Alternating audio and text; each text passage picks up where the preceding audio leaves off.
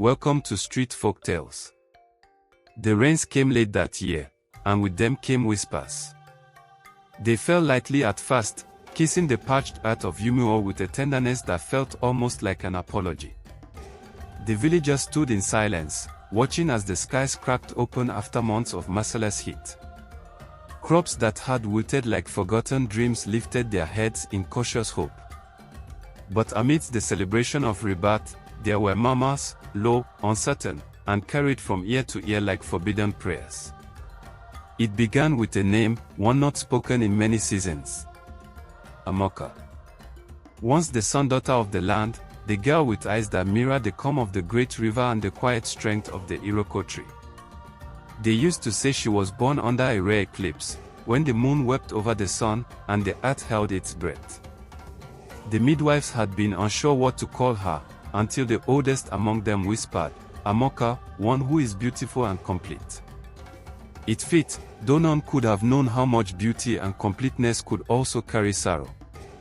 Amoka was the first daughter of Ifani, the great king of Yumuo, whose voice could silence a crowd and whose gaze once forced an invading war party to reconsider its match. Her mother, Queen Neka, was known for her wisdom and calm, never raising her voice, never rushing her words. She was the kind of woman who could break a curse with a proverb and mend a broken heart with silence. Between them, Amoka grew, shielded and loved, her path seemingly carved by destiny itself. The kingdom expected her to inherit more than the royal beads and the anklets of ivory passed from mother to daughter. She was to inherit the soul of the land.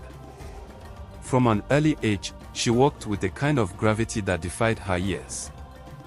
The people bowed to her not out of duty, but from a curious, almost instinctive reverence. Market women offered her the freshest yams, warriors paused their sparring to greet her, and even the high priest of Yuloko, who barely acknowledged her father, would incline his head in her presence.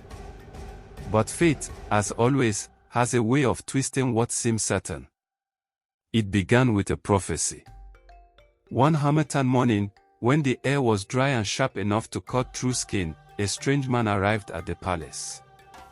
He wore a cloak of bark and feathers, and his eyes bore the haunted look of someone who had seen too many tomorrows. No one knew his name. He gave no greetings. He simply stood before the king, his voice brittle with age and mystery, and spoke. The throne that is built on favor will fall before the one built on fire. A queen may be crowned, but she shall never sit.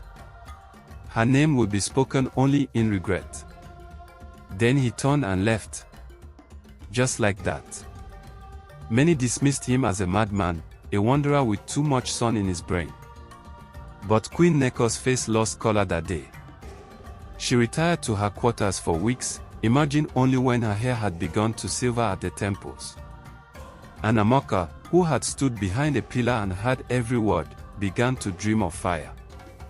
Still, life went on. The kingdom continued its rhythm, and so did Amoka's training. She learned diplomacy from her mother, warfare from her father, and the mysteries of the gods from the temple women. No other child, boy or girl, was allowed such privilege. The council elders questioned it quietly, wondering if it was truly wise to invest so much in a daughter, even one as extraordinary as Amoka. But Ifani was adamant. She is my heir, he declared, voice like rolling thunder. Let the gods speak against me if they disagree. The gods did not speak. But men did.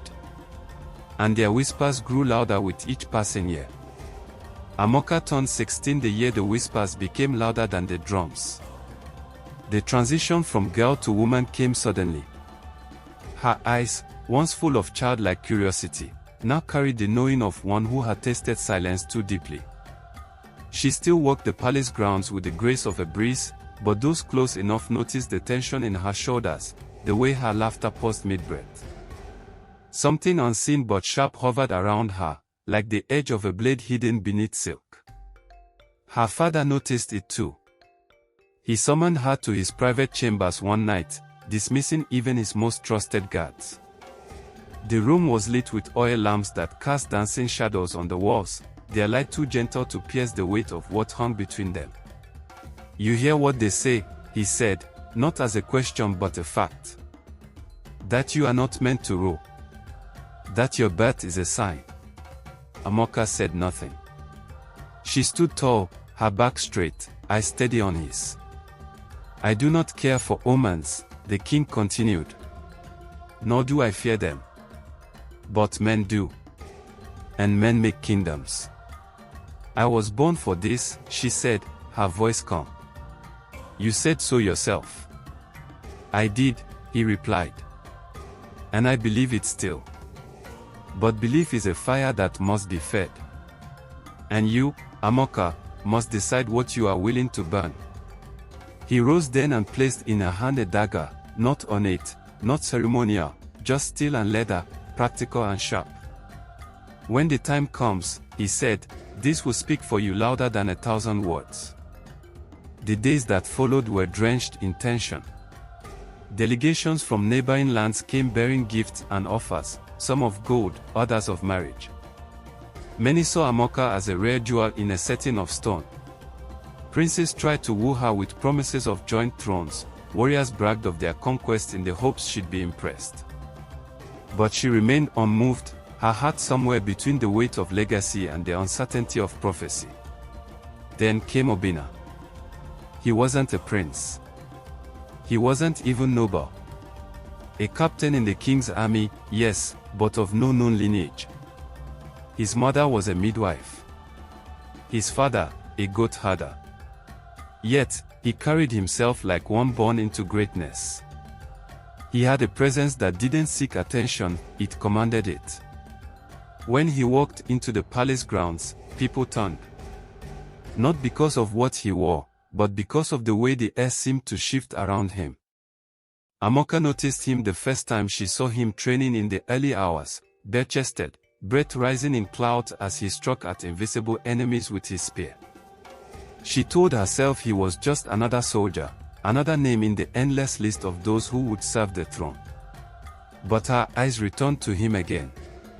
And again. They crossed paths eventually, as the palace had a way of making certain meetings inevitable. He did not bow deeply like the others. Nor did he flirt or flatter. He simply said, "You carry the world on your shoulders. Do not forget that it can be." They gathered under the sacred baobab tree, where the roots were said to whisper to the gods and the leaves carried the wisdom of the old world. The priest stood there, eyes closed, body trembling as if possessed. "The throne bleeds," he announced. "And the land weeps for its rightful bearer." All fell silent. "It must not be a woman," he continued. "Or fire will consume us all." No one spoke. Not the king. Not the queen. Not Amoka. But the people did. By morning, the market square buzzed with voices too loud to ignore. Fear clung to the walls of every home. Farmers refused to till their lands. Hunters claimed the forest had gone silent. Children cried in their sleep. And some began to say what had only been whispered before. Perhaps the prophecy was right. The day her father fell, the sky did not weep. It should have. The gods should have trembled, and the earth should have split itself open in grief. But there was no thunder, no eclipse, no cry from the wind. Just a morning like any other, too still, too calm, like the quiet before a scream. It began with a cough. The palace healer said it was a fever brought on by the harmattan. A passing illness. But within days, his funny strength waned.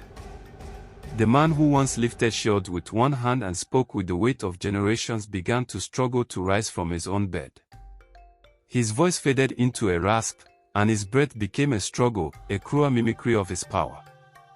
Queen Neko remained at his side, her composure unbroken, though her eyes betrayed the cracks. Amoka watched as her mother sat hour after hour beside the king, whispering prayers in languages long buried, offering herbs and oil, tears and silence. Nothing worked. Then came the seventh night. The king opened his eyes briefly, motioned for Amoka, and with a trembling hand, pressed the dagger he had given her once before against her palm. "Do not let fear crown a lesser soul," he said, each word a labor. "You are fire. You are the storm. Wear the crown with teeth if you must." He died before dawn. The kingdom mourned, loudly, ceremoniously, and with the kind of grief that demanded witnesses. Drums echoed through the hills. Warriors wept. Elders shaved their heads. 100 fires were lit across Umuo, one for every village under his rule. The pyre burned for 3 days. And on the 4th, the vultures began to circle, not above the fire, but in the council chambers. Amoka knew the laws. By royal decree, she was heir. But laws bend easily under the weight of fear. The council, once loyal to her father, now sat uncertain, their eyes darting between each other like thieves sharing guilt. They argued of omens, of gods, and continuity. Of the prophecy. They spoke of tradition, of the discomfort of the people, of bloodlines, and the natural order. "She is unwed," one said. "She is young," said another. "She is a woman," the third concluded, with the heavy finality of a blade on stone. Queen Neko's voice cut through the chamber like lightning. "And none of you are worthy to wash her feet." Silence followed. But it did not last. That night, under the pretense of consultation, the council summoned the royal seers. They emerged with a declaration: the gods had spoken again. A vision. A warning. If Amoka took the throne, the kingdom would fall within a year. Crops would fail. Rivers would run dry. War would come. Obina was the one who told her. She met him by the riverbank where they used to escape to speak freely.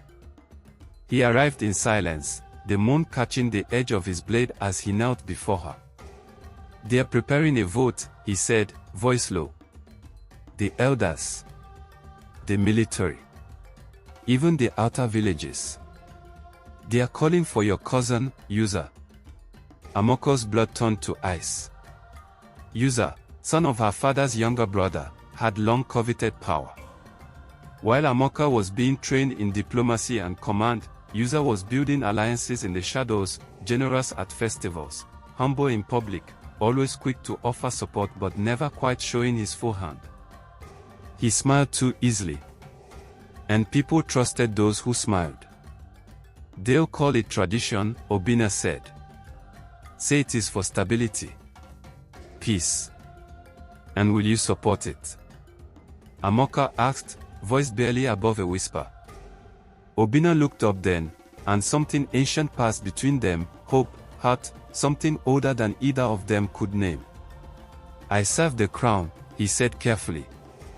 "But I do not know where it rests anymore." It was the closest thing to betrayal he had ever offered. When she returned to the palace, the gates had already been sealed.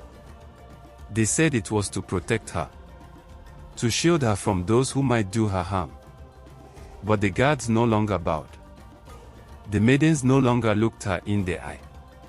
Even the hallways felt colder, narrower, like they were closing in around her. Queen Neka was already packing.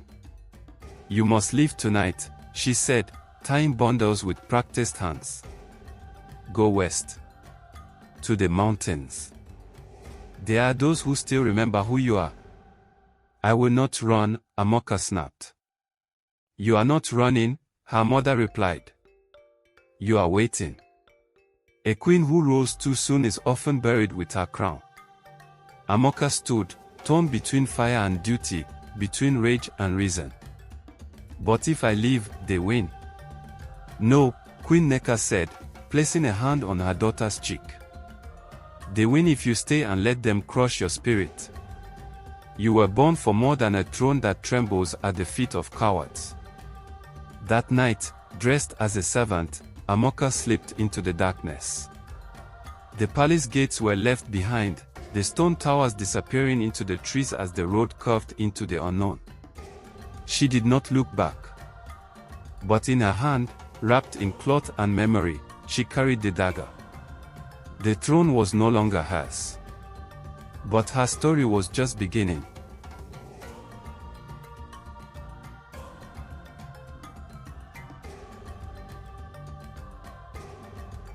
The mountains did not welcome her with warmth.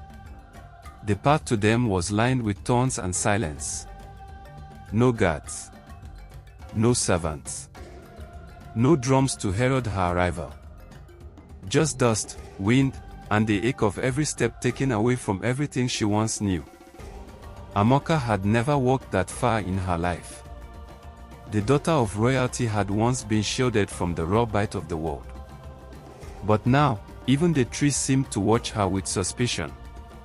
She reached the village of Nidika 3 days after leaving the palace, her feet blistered and her eyes hollow with fatigue. Nidika was a place where stories went to retire, small, tucked into the shadow of ancient hills, forgotten by time and politics. The people there spoke little, worked hard, and trusted even less. Amoka gave no name. She took shelter in the corner of a widow's shed and paid with labor, sweeping floors, fetching water, and grinding grain until her palms bled. They knew she was different. No ordinary girl carried herself like that. But they asked no questions. It was not their way.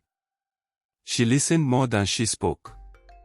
She learned how the rains had changed, how soldiers from the capital now patrolled nearby roads not for protection but for silence.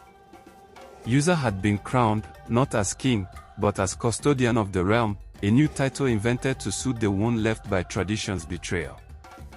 The council spoke of peace, of unity. But rebellion stirred like smoke beneath dry leaves. It found her in the form of a child. Little Ngozi, barely 10, followed Amoka wherever she went. At first, it was the fascination of novelty. Then it became something else. One evening, as they sat near a dying fire, Ngozi whispered, "My grandmother says you are the queen who never was. But I think you're the queen who will be." Amoka stared at the flames, her hands still, her heart thundering. The next morning, she found a boy waiting at the edge of the village. He looked barely older than Ngozi, but his eyes were sharp, his limbs wiry with hunger and purpose. He said nothing. Just held out a folded cloth. Inside it was a message. They remember. The letters were burned into the fabric with the tip of a coal. No signature. No seal. But the meaning was clear. Somewhere, someone still believed. And they were watching. Over the next weeks, others began to appear. Quietly. A girl missing 3 fingers who once served in the palace kitchens. A former soldier with scars where medals once hung. An old woman who had trained priestesses before the temple was seized by the custodian's men. They came in 2s and 3s, never openly, always with silence in their mouths and fire in their eyes. Amoka did not call them followers. She did not seek to lead. But they gathered around her like moths to a light that refused to go out. She trained with them. At dawn, they ran the forest trails. At dusk, they practiced with blades and bows, their movements slow, then sharp, then sure. Amoka's hands became rough. Her skin darkened under the sun. The softness of royalty burned away, replaced by something harder, more unyielding. She learned not just to fight, but to command in whispers. And in the stillness of night, she began to dream again. This time, not of fire consuming her throne, but of fire cleansing it. The rebellion had no name. It did not need one. It lived in stolen glances and coded songs, in marks left on tree bark and smuggled food bags. They disrupted the custodians' caravans. Freed prisoners on silent nights. Spread stories through traveling merchants and drunken festivals. User responded with violence. Villages were burned. Suspected loyalists disappeared. Soldiers stormed markets looking for signs, for shadows, for ghosts. But the queen they sought was no longer the girl who had once hesitated before councilmen. She moved like a ghost through the land she once ruled. Then came the sign she had been waiting for. It was a minor festival, Obula, a night of music and masquerade where even mourning was put aside. And among the processions in the capital city, masked dancers wore feathers the color of flame. It was subtle, easy to overlook. But to those who knew, it was a signal. The fire had reached the heart of the kingdom. Amoka knew then, it was time.